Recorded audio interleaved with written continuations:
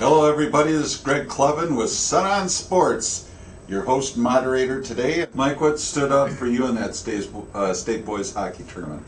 Well, I think first thing you probably have to look at is the two teams that were that made the state tournament field that were playing the best coming into the state tournament, and I'm including end of the regular season as well. The two hottest teams, I think, ended up playing the state championship game.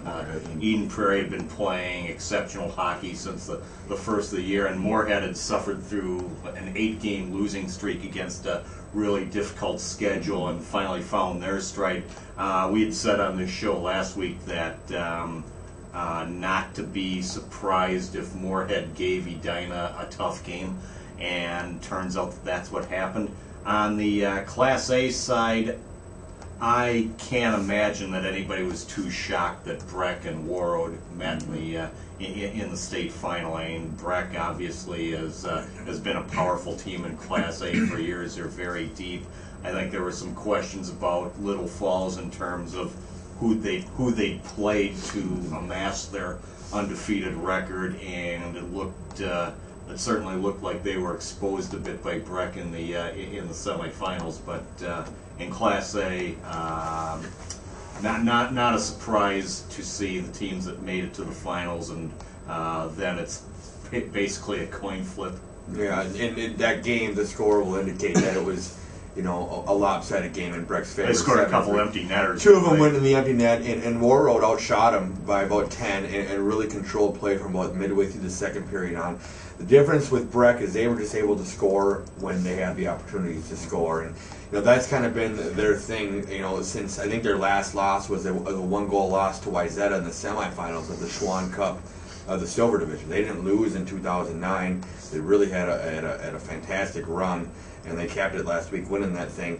What impressed me about Breck, and I think if anybody that watched, was their depth, and I think that's ultimately what carried them through.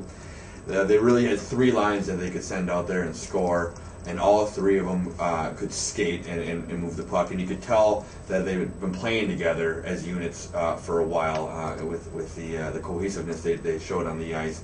Then in goal, John Russell, you can't overlook what he did.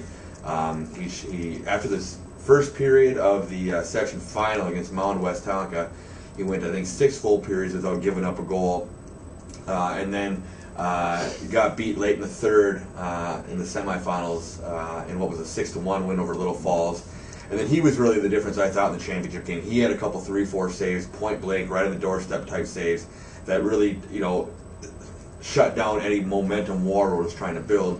And it seemed like when he made those timely saves, Breck went right back down and scored. And I mean, that can be deflating as anything in hockey. And right, Breck capped it. I'd be curious to see how Breck would have played in that AA tournament. They were playing very well the last half of the season coming in. They had beaten Duluth's, they had beaten Cretin-Derham Hall since that loss to Wayzata, and they had really established themselves maybe as one of the better teams in the Metro. I would have been curious to see how they would have performed at the next level. And we've been saying that for years about private schools. Is it time? And maybe that argument for another day. But it was. Breck was a deserving champion. I think Breck could have beat Rochester Century. Yeah, well, this year, watch out for that Century team. They're loaded with youth. We talked about that last year. And talked a little bit also. They can still play hockey in Rochester, and Century's kind of become the school. It used to be John Marshall and Mayo for years, and Century's becoming the power down there, and they'll be back. I can promise you that. You might hear from them in a year or two. Yeah, they're very young. They may very well be back in the tournament next year. Lakeville South in particular has some pretty good players coming up through their youth program, but it wouldn't surprise me at all if Century was back in the state tournament next year. Yeah. One final point on Eden Prairie, and everyone talks about their defenseman Nick Leddy and the Rowell twins and stuff, but the one player that was sort of overlooked in this whole tournament was, and he wasn't even picked the all-tournament team, was their goaltender, Andrew Ford. He ended up the season with a .955 save percentage. He only allowed 4 goals in the state tournament. That's including 1 overtime. And and he came up with some really huge saves in that championship game. Moorhead, who knows what would have happened? Moorhead scored in the first period, but it was disallowed because of goalie interference. But this Andrew Ford, for a sophomore, I saw him down the stretch in the section, and he was just solid. And their section tournament was very, very difficult stuff. But it was fun to watch so many outstanding individuals in that tournament.